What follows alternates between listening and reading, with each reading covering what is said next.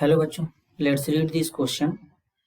The question say that Ki in acetone undergo SN2 reaction with each of P, Q, R and S. The rate of reaction vary as. यहाँ पर बच्चों कुछ alkyl halide given है. SN2 reaction के towards इसका rate बताना है. इसके रिगार्डिंग यहाँ पर 4 ऑप्शन गिवन है. चारों में से करेक्ट को आइडेंटिफाई करना है. तो सबसे पहले समझेंगे की कॉन्सेप्ट. की कॉन्सेप्ट होगा SN2 रिएक्शन. अब SN2 रिएक्शन क्या होता है बच्चों, इसको समझेंगे. तो बेसिकली इसका पूरा नाम होता है बाइमोलिक्यूलर न्यूक्लियोफिलिक सब्स्टिट्यूशन रिएक्शन. अब अगर रही बात एल्काइल हैलाइड की, तो एल्काइल हैलाइड को RX से दिखाते हैं. तो अगर एल्काइल हैलाइड के टुवर्ड अगर हम SN2 रिएक्शन का रेट देखें तो सबसे ज्यादा 1 डिग्री का होता है, उससे कम 2 डिग्री का, उससे कम 3 डिग्री का. लेकिन SN1 रिएक्शन के टुवर्ड्स ये रेट जो होता है बच्चों 3 डिग्री का ज्यादा हो जाता है, अपोजिट हो जाता है. ऐसा क्या रीजन है, इसको समझते हैं. अगर 3 डिग्री एल्काइल हैलाइड लेंगे तो यहाँ पर जिस कार्बन के साथ में हैलोजन जुड़ा है इसी कार्बन पर न्यूक्लियोफाइल अटैक करता है SN2 रिएक्शन में भी और SN1 में भी. अब यहाँ पे क्या होता है, SN2 रिएक्शन में न्यूक्लियोफाइल बैक साइड से अटैक करता है. तो जिस कार्बन पे अटैक करता है उस पर स्टेरिक हिंड्रेंस नहीं होना चाहिए SN2 रिएक्शन में.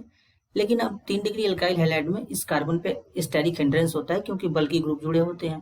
तो इससे न्यूक्लियोफाइल इजिली अप्रोच नहीं कर पाता है, तो SN2 रिएक्शन का रेट कम हो जाता है. अब यहाँ पर कुछ एल्काइल हैलाइड गिवन है, इसको देखेंगे. तो यहाँ पर है CH3Cl P वाला, ये 1 डिग्री एल्काइल हैलाइड है. तो 1 डिग्री के कारण ये कौन सा रिएक्शन प्रेफर करेगा, SN2. अब यहाँ पर क्या है, दूसरा है इस तरीके से, ये हमारा 2 डिग्री एल्काइल हैलाइड है. 2 डिग्री एल्काइल हैलाइड है तो SN2 रिएक्शन के टुवर्ड्स इसका जो रेट होगा वो मिनिमम होगा. इसी तरीके से बच्चों बात करेंगे, यहाँ पर एक और है इस तरीके से, यहाँ पर C डबल बॉन्ड O इस तरीके से, यहाँ पर Cl. अब यहाँ पर ये जो बेंजीन रिंग के साथ में CO ग्रुप है ये इलेक्ट्रॉन विड्राइंग ग्रुप होता है.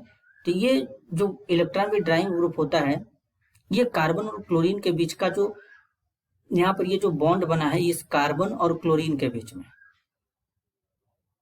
तो इसमें जो बॉन्ड एनर्जी होता है इसको ये डिक्रीज कर देता है इलेक्ट्रॉन विड्राइंग ग्रुप. तो जिसके कारण ये क्या होता है, इसका SN2 रिएक्शन के टुवर्ड्स SN2 रिएक्शन के लिए इसका रेट क्या हो जाता है, ज्यादा हो जाता है.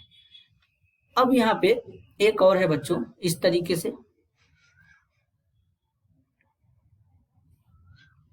यहाँ पर इसको पहले बनाएंगे.